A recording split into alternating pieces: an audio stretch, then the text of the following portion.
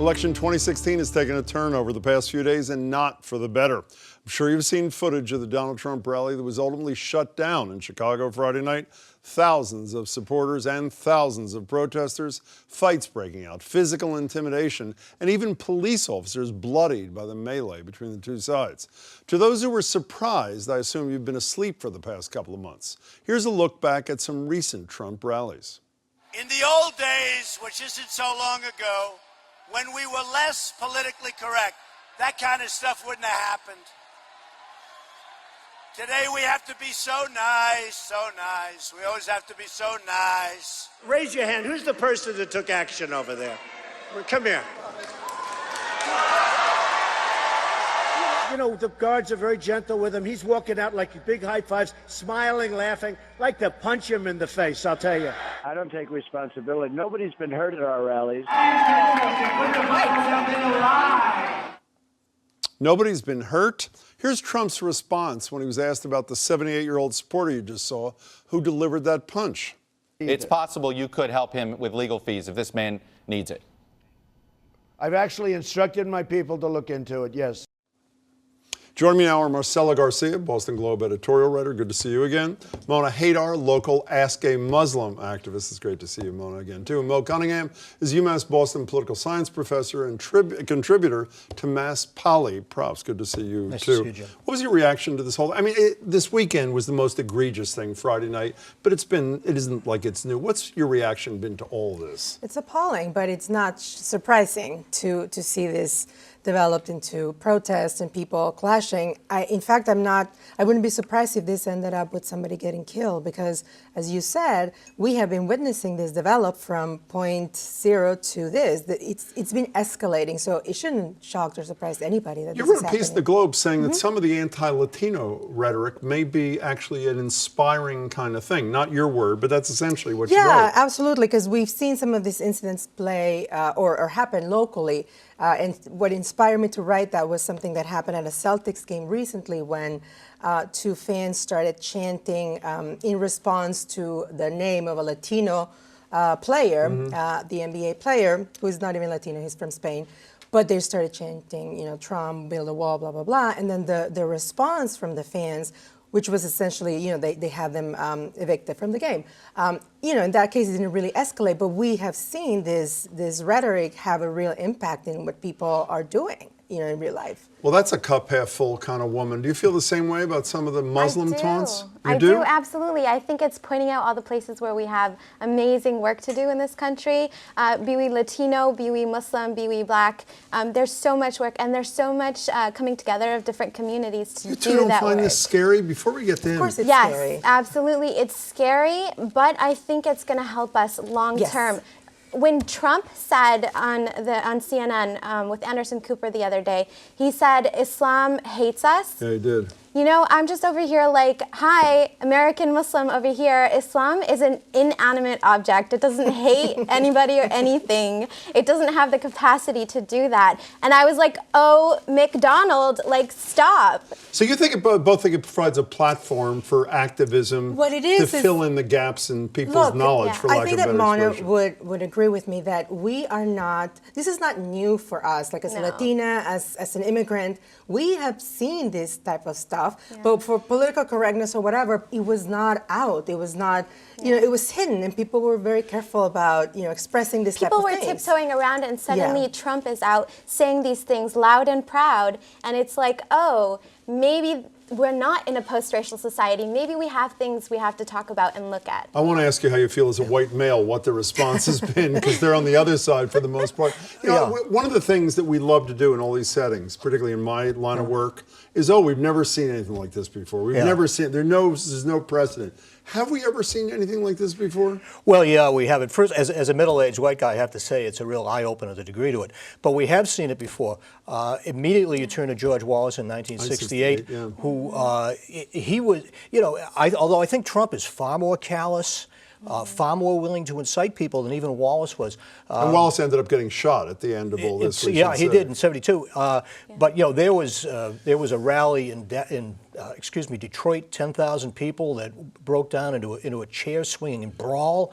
There were hecklers in New York, in Chicago. There were fights in these places, and people say the same thing about him. I was looking at it a little earlier today, and Wallace's supporters were saying he tells it like it is. Well, I'm glad you brought up Wallace, because obviously that was a lot about race. Yeah. How much do you think this is about, or the activism, for lack of a better expression, on the part of Trump supporters, including those who crossed the line? Is it about race in this country? Is it about them? Yes. Is it about the color of the skin of the President of the United States? It is very much about race. Thank you. And I will say this, that on the Republican side, a great deal of the subtext, and I don't just mean Trump, has been dog whistle stuff on race. And Like what? And I include Like the rest what of besides Trump? He Romney. doesn't stand up for the Constitution, says Marco Rubio, things of that nature. He's the other. He won't even stand up for the Constitution. He doesn't believe in America. This sort of thing. It's really, it's not as bad as Trump, but it's meant to hit the exact same people with a little lighter note. Well, let's see what the reaction is, both of the other Republicans and the Democrats who would be president too. Here it is. There's only one presidential candidate who has violence at their events. And I do think Donald needs to realize and take responsibility. This is a sad day. Political discourse should occur in this country without a threat of violence. Donald Trump has created a toxic environment. There is no place for this. The issue now is that Donald Trump has got to be loud and clear and tell his supporters that violence at rallies is not what America is about. If you play with matches, you can start a fire you can't control. That is not leadership, it is political arson. Marcelo, you were nodding in agreement when most everybody said a couple of minutes ago, but what more do you want to hear out of those three Republicans? And the Democrats are saying what you'd expect. Well, for three one, Republicans they're saying the right thing, aren't they? Well, yes and no, because they're sending a mixed message. When they were asked in the debate, and granted, this was before the protest, but again, this is not new. This has been building up to that. When they were asked in the debate, will you support him if he's the nominee, they both said yes. Yeah. The three of them said yes. So it is a half condemnation or a half denunciation, and it doesn't work if it's that way. Or Latinos for starters. If this guy is winning in Florida as much as he's rumored to be winning over Rubio tomorrow, some Latinos have to be voting for him. Are some Muslims voting for him too? I highly doubt it, and he talks about Muslims who have emailed him and talked to him and said thank you. I don't know any, to be honest, and I've been all around the country. But like I said, I don't speak for Muslims or Islam, and I don't think anybody does. But one of the things that's really dangerous that Donald Trump does is he talks about something that would significantly destabilize our country.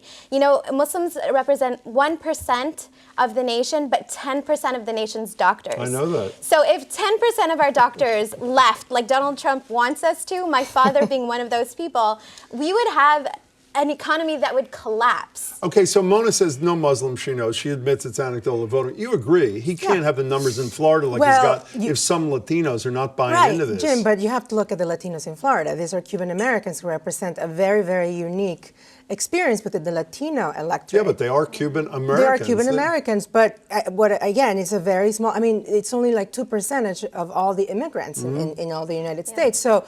And yes, absolutely. I have heard anecdotal evidence that there are Latinos. Of course, there are Latinos that support him. I mean, we also have crazies and people that nobody has the monopoly on that. But it's all anecdotal. I want to talk about one other part of this. I want to play for you something that Donald Trump had to say about something I assume we all agree is a pretty important thing: the First Amendment. Here's Trump in Ohio.